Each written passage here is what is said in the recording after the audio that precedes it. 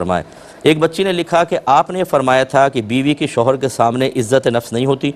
अगर शौहर हर छोटी बात पे जलील करे, यानी अब वो अपना कह रही हैं कि अगर शौहर हर छोटी बात पे बीवी को जलील करे, घर से निकलने को कहे, दूसरी शादी की धमकी दे, दिल दुखाने के लिए दूसरी लड़कियों का जिक्र करे, दूसरों की बीवियों की को साबित करे कि वो तुमसे बेहतर हैं, ऐसी सूरत में बीवी क्या करे? मेरी मोहतरम बहनों, एक तो आप लोग इल्ज़ाम मुझ पर इतना सारा लगाते हैं, पता नहीं क्या कुछ सुन के आप लोग नतीजे निकाल लेते हैं। मैंने कब कहा कि बीवी की शौहर के सामने इज़्ज़त नफ्स नहीं होती? मैं तो शौहरों को डांट डांट के थक गया हूँ कि बीवी की भी एक इज़्ज़त नफ्स होती है। वो किसी की बहन है, वो किसी की बेटी है, वो आपके बच्चों की माँ है, वो एक इंसान है, उसकी भी एक सेल्फ़ रिस्पेक्ट है। आप उसको जलील कर देते हैं, बेइज्जत कर देते हैं, घर वालों के सामने, बच्चों के सामने इज़्ज़त उतार के हाथ पर रखते हैं, बिल्कुल गलत है। अगर आप समझाना चाहते हैं बीवी कोई गलती है, अलग कमरे में ले जाएं, तन्हाई में प्यार मोहब्बत से समझाएं। अगर वो प्यार मोहब्बत से ना समझे, फिर कोई और तरीका इख्तियार करने का सोचें। तो ये एक तो बात आप गलत फहमी रफ़ा कर लें। बीवी की बिल्कुल सेल्फ़ रिस्पेक्ट है, उसकी इज़्ज़त नफ्स है, शौहर को ख्याल करना चाहिए। दूसरी बात यह कि मैं शौहरों के लिए गुजारिश करता हूँ, एक नौजवान नबी करीम सल्लल्लाहु अलैहि वसल्लम की खिदमत में हाज़िर हुआ कि मुझे ज़िना की इजाज़त दे दें। सहाबा कराम जलाल में आए कि ये कैसी इसने बेहुदा बात की। नबी करीम सल्लल्लाहु अलैहि वसल्लम ने फरमाया ठहर जाओ। उस नौजवान को बिठाया और फरमाया ये बताओ अगर यही काम कोई तुम्हारी वालदा के साथ करे तुम पसंद करोगे? कहा नहीं। फरमाया बेटी के साथ नहीं, बहन के साथ नहीं, खाला के साथ नहीं, कई रिश्ते सरकार ने गिनवाए। फिर फरमाया तुम जिसके साथ करोगे वो भी तो किसी की माँ होगी, वो भी किसी की बेटी, किसी की बहन, किसी की खाला होगी। इसके बाद मेरे आका सल्लल्लाहु अलैहि वसल्लम ने अपना दस्ते अक़दस उसके सीने पर रखा और अल्लाह ताला की बारगाह में दुआ की अल्लाह ताला इसको ज़िना से बेजार कर दे।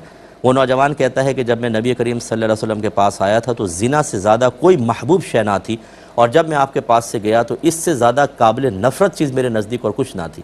बस ये चीज़ आप जहन में रखें। मैं शौहर हज़रात से कहता हूँ, जब आप बीवी को जलील करना चाहें, मारना चाहें, इतनी उसको ज़हनी अज़ियत में रखना चाहें, आप हाकिम है इसलिए, अगर इसकी जगह आपकी बहन होती तो, अगर इसकी जगह आपकी बेटी होती और यहाँ दामाद ऐसा कर रहा होता तो फिर आप पसंद करते इसको? तो वो भी तो किसी की बहन है, किसी की बेटी है, वो आपके बच्चों की माँ है।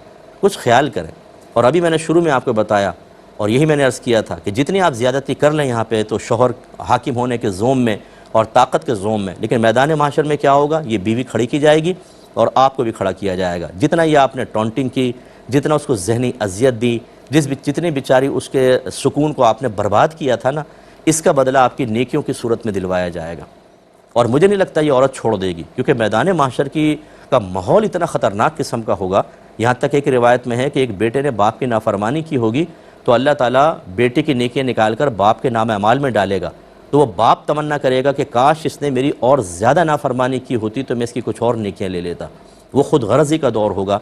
और ऐसे दौर में, ऐसे मौके पर जब आपने दुनिया में उसको अच्छी तरह जलील करके अपने दिल की भड़ास निकाल के नामालूम कौन सा सुकून हासिल किया था, मैदान माशर में आपको पता हो चलेगा कि क्या होगा। और ऐसे में बहनों से भी गुजारिश करता हूँ, मुस्कुराने की ज़रूरत नहीं, आप भी मुस्कुरा रही होंगी, बहुत सारी बहनें और इशारे कर रही होंगी।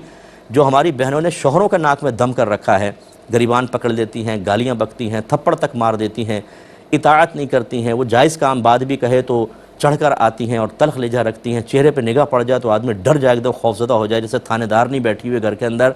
तो आपका भी हिसाब होगा, आपको भी खड़ा किया जाएगा, और जितने जुल्म और सितम आपने इस मज़लूम आदम के बेटे पे किए हैं, हव्वा की बेटी से हिसाब होगा। इसलिए अच्छी तरह इसको भी जहन में रखा जाए। ये भाई ने